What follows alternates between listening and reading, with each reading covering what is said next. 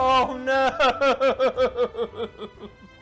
Hey, I'm Lauren. And I'm Riley. And welcome back to Waylife Games, and we're doing something a little different today. We started filming this as a playthrough, but it was so good that we wanted to turn it into an actual review. Yeah, so what we have today is Libertalia, Winds of Galecrest. And this is published by Stonemaier Games, and it's designed by Paolo Mori. And the art is done by Lamaro Smith. So we want to give a huge shout out to Stonemaier Games for providing this game for review. And we're restarting! And in this game, we are sky pirates. Yeah, one of the things that we really like is the fact that you're a crew of animals and you're battling other crews, pirate crews of animals, trying to take loot and doubloons from an island. And the pirate fleet that can gain the most doubloons wins the game. So Libertalia, Winds of Galecrest, it takes about 45 to 60 minutes to play. And it's for 1 to 6 players. Yes, you can play this one-player mode. And it's for ages 14 and up. But some really smart 14 and younger could play this game. Now the game takes place over 3 voyages. And each voyage, you're going to play a certain number of days. On the first voyage, you play 4 days. On the second voyage, you play 5 days. And on the third voyage, you play 6 days. And each day, you're going to be sending out one of your crew members to see how much loot they can gather in hopes that they'll return to your ship. So each day is going to have 3 phases. It's going to have a day phase, a dusk phase, and then a night phase. And at the end of the voyage, you'll also have anchor abilities to do. The awesome thing about this game is that everybody works with the same deck of cards. Yeah, so one person will shuffle their deck and pull out 6 cards, and then everybody else picks those same 6 cards out of the 40 that you're given. Now set up, everybody gets 40 cards. You get one of these cool little treasure chests, which I don't know if you can see, but you do get to turn the wheels. And after the end of each voyage, you'll put the amount of doubloons you gained on there. Mm-hmm. So you have your 6 cards and you have your chest, but there's something else that you need. So we got graveyard cards in here. Yeah, okay, here they are. So, check it out. And you know which one is yours because it's got your ship on the back of it. See? Different ones. This is where you put all your discarded cards. So whether someone else's card forces you to discard something or you discard them after a voyage, this is where they'll go. Mm-hmm. Now you won't be able to play those in future voyages unless you have a card that states that you can. Like the surgeon. Yeah. But that's not all, because you also have your ship.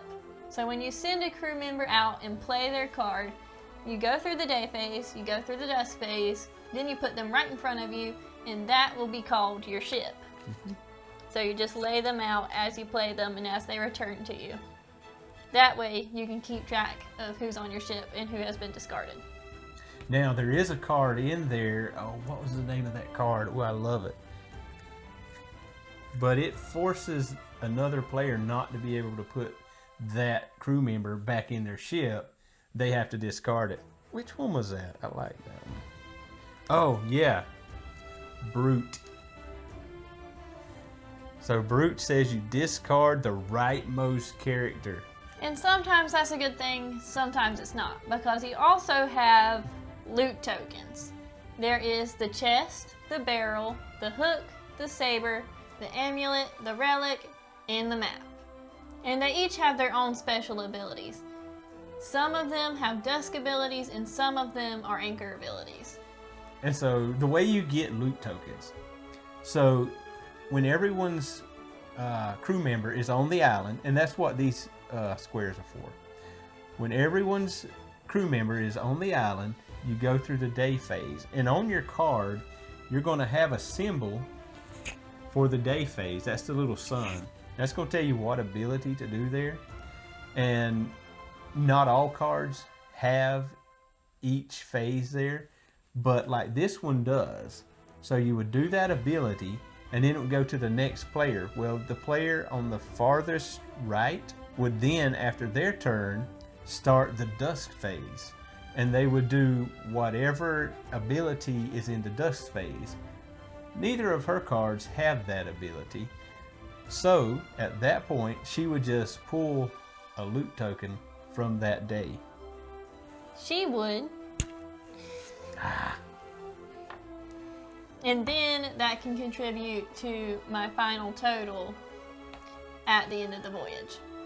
Yeah, so the barrel which she pulled has a dusk phase, so she would gain 1 reputation, which means on this reputation track, she being red, she would get to gain a reputation. And the reputation track determines how much coins you get at the start of each voyage. Yeah. And it also determines if 2 people play the exact same card, which does happen. She and I do that a lot. Then the person with the most reputation gets the rightmost spot. And the barrel, for its anchor phase, which takes place after the voyage and before the next voyage, she would gain 1 doubloon. Which matters because you never want to lose by 1. Spoken by a true experienced lose-by-oneer.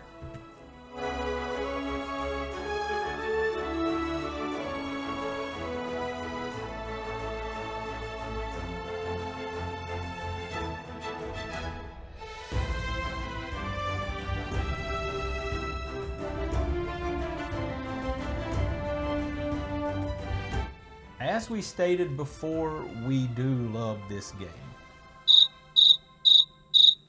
Yep.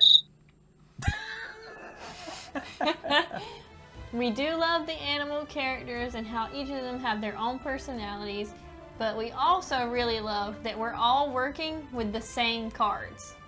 Yeah, you won't know what the other player is going to play, but it could be the exact same one that you play. Because when you pull the 6 for each round, everyone has the exact same set of 6. Now, I'm not sure exactly what you call that mechanic. Like, it's not really card drafting, but I don't know, maybe you could let us know what that's called. It's called fairness. And we also love the pirate theme, which has been a thing for us lately. Yes, a lot of the games that we have gotten recently have all been pirate themed, and that wasn't intentional, but it has been really fun. Yeah. And I do like that they are sky pirates specifically. Mm-hmm. Oh, it makes me think of that cartoon, Treasure Island. Oh, yeah. Now, there is a way to make this game more challenging, but it has to do... This side of the island is called calm. And if you flip it over, you have... Let's see if we can get it flipped over for you. The stormy side. Yeah, it just has different different abilities on the loot tokens. Alright, so what do you think of the chess? You like it? Don't like it? I love it. I can get very distracted just turning these little dials. I don't think I've ever played a game that has dials like this where you can just turn them and turn them and turn them and turn them and turn them. Thank you, Stonemaier Games, for a fidget spinner. But it's really fun. I mean, as long as you don't cheat on your score and just forget that you're turning them while you're playing the game. Maybe I should watch her a little more closely. I don't do that. So one thing I wish was a little different, and this actually, this creeped up when we played with a group of friends that were actually colorblind. And we did not know that going into Yeah. it. We didn't know when we started playing, and they looked at the reputation tokens and they didn't know what they were. Yes. The colors. So we just wrote on the token, like R for red. I know you can't see the black, but it's BL. And W for white, obviously. But the same for blue, green, and purple. And it was also hard for them because, well, I wouldn't have to. But yeah. Yeah. It was very hard for them to tell when their turn was because all the distinguishing marks looked the same for the little flag in the corner. Yeah. So it might be kind of neat just to put like a little symbol or something up here for maybe each different color, a different symbol. Or maybe something that looks like each ship on the back of the card looks different. So maybe they could be able to tell by the picture on the back, but maybe something here maybe resembling the ship or something. Yeah, maybe just a little outline of their ship on there. Yeah, so that they can figure out which card's theirs. Yeah. For me, personally, I think it would be cool to have metal doubloons. These are kind of, I mean, it's not super difficult, but you do tend to kind of fish around trying to grab the token. It'd just be really cool if they were metal, and they may have metal ones. It also feels a lot cooler to count out your doubloons in front of everybody and like, slam down a piece of metal. When they're clanking. Yeah. Counting with purpose. You could hear it. Okay, I'll give you that one. So for me, I think that the loot token abilities coupled with the actual card abilities for each crew member really make this game shine. Yeah, they really work hand in hand. And also, we have these laid out in kind of an ideal order. Mm-hmm. But the fact that you could be tripped up because you do pull these at random from a bag means that you could get a bunch of relics in multiple days in a row, which means you're going to get minus doubloons. Yeah. On the calm side, you would get -3. On the stormy side, you only lose 1, but there are other stormy effects. Yeah. But there are other stormy effects as well to go along with that. But yeah, definitely want to stay away from these guys. But then again, you could get multiples of those on one day or in multiple days in a row, but you could also get a lot of chests. Yeah. Which is really good because on the calm side, you get +5. And that's kind of where strategy comes in too, because some of these cards actually tell you, okay, you're not going to take a loot token for that day. So you might want to save that one for when you know that you're going to have a lot of relics on one side. Yeah.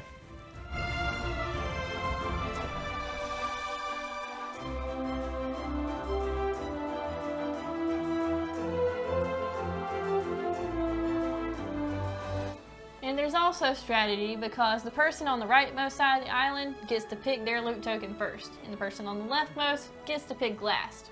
So you can choose to play a card with a cool ability and it be the leftmost, but are you willing to risk not getting to choose first?